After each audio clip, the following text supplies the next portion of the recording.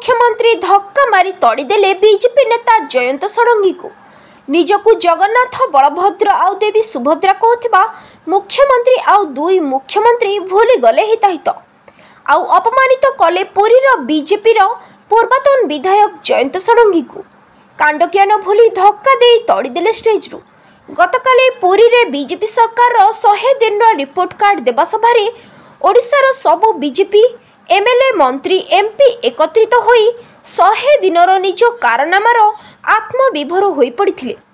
श्रीमंदिर चारिद्वार भक्तों पाई खोलिबा, रत्न भंडार खोलिबा, सुभद्रा योजना कार्यकारी हेबाठारु वंदे भारत ट्रेन जय निजे निजर गरिमारे डिंडिम बजाइले। बाकी प्रतिश्रुति बाकी समय पूरण करा जिवो।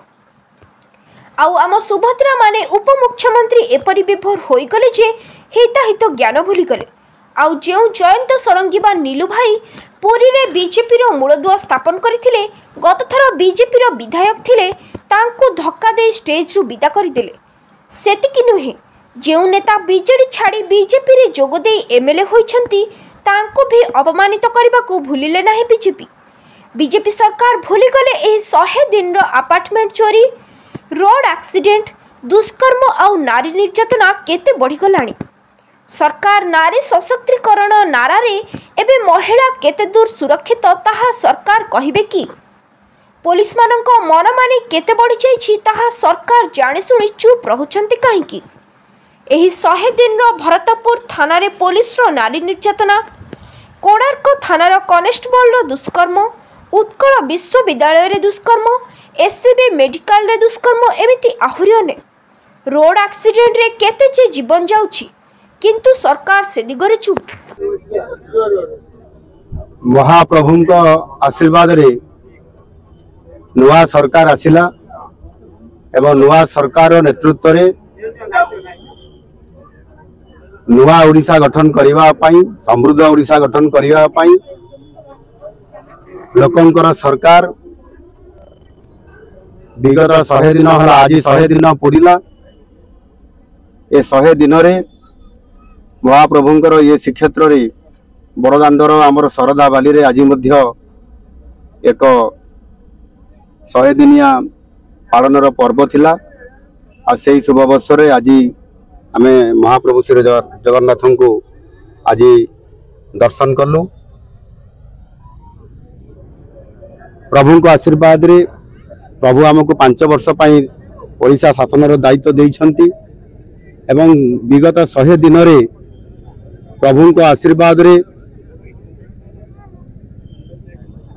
अनेक कार्य संपादन हेइछि एवं लोकंकर आस्था भाजन हेइ पारिछु।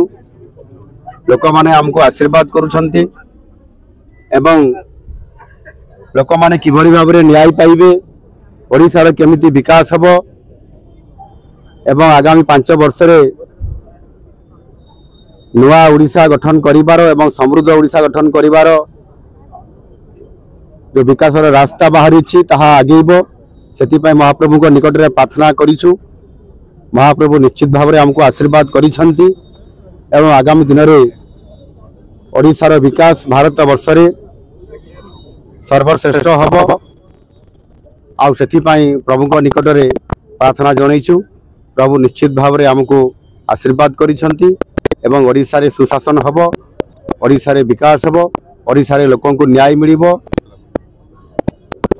ए कथा प्रभु को निकट रे मु प्रार्थना करिछि। प्रभु निश्चित भाव रे आशीर्वाद देइछंती। सर 100 दिन आपनकर इस्तार जहा थिला ताबे त निश्चित भाव रे किछि आपन प्रतिनिधि पालन करिछि।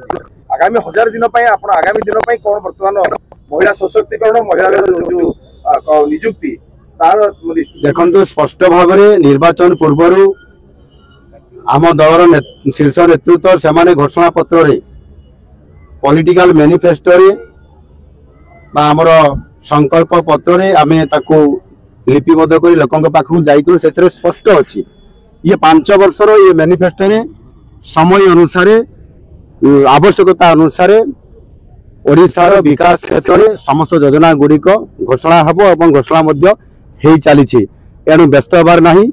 प्रभु को आशीर्वाद रे ये समस्त काम यथा रीति अनुसार एवं विधानसभा रे एवं सरकार कैबिनेट सरकार नीति स्पष्ट भाव में समय अनुसार हेब से निश्चित भाव में सरकार सजग अच्छा लोकंर काम करने सब बड़े सरकार रेडी अच्छे।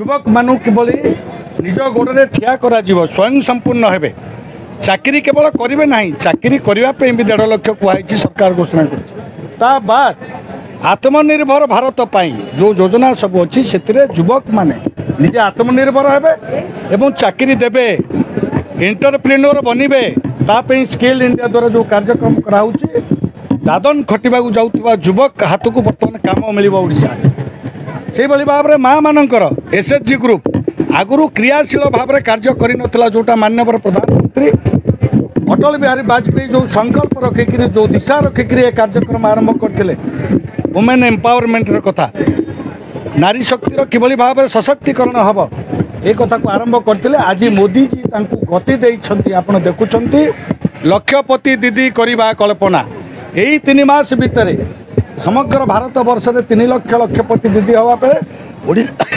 ओडिशा रे मध्य लक्ष्य रखा जाइछि। ब्यूरो रिपोर्ट संघर्ष टीवी।